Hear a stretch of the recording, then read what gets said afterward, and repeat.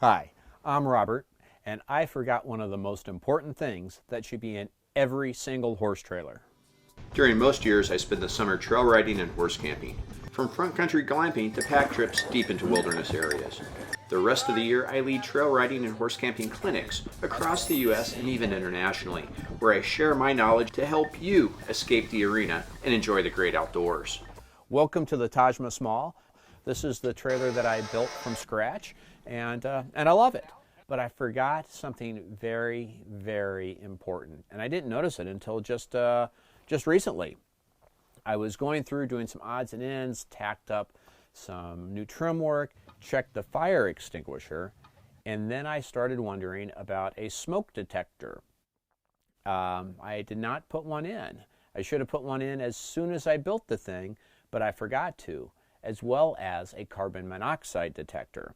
So I started doing some research, and it was pretty sobering. Let me tell you what I learned. So 500 people a year on average die from carbon monoxide accidents in RVs, including horse trailers. Also, the #1 cause of poisoning deaths in the US every year is carbon monoxide. As a guy that uses a propane heater inside my trailer for heat, these are some pretty sobering facts, and so I wanted to do some more research to look into both smoke detectors and carbon monoxide detectors, and that was a rabbit hole on its own. New RVs and LQ horse trailers should already come pre-installed with a smoke detector, carbon monoxide detector, and a propane detector. If you're a DIYer like myself, you're going to want to install your own. And if you buy an older RV, you're going to want to check that either they have them and they're working, or if they're not there, you're going to want to install them as well.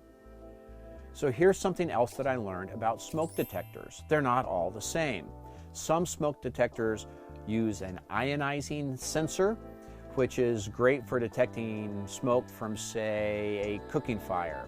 Another type of sensor in a smoke detector is a photoelectric sensor, which is great for like electrical fires.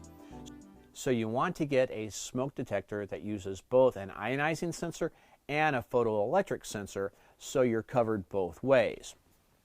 And here's yet another thing I learned. Smoke and carbon monoxide and LP detectors, they have expiration dates. A smoke detector should last about 10 years. A carbon monoxide detector, you're supposed to replace it every 5 years, as well as a propane detector, only lasts about 5 years. So have you checked the date on your smoke and carbon monoxide and propane detectors? Check now. Go. I'll wait.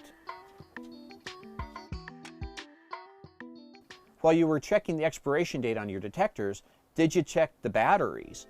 I replaced the batteries on my house detector units on an annual basis. I'll be doing the same on the trailer units. Camping with our horses and mules is carefree by nature, but we should also take some simple precautions when it comes to safety.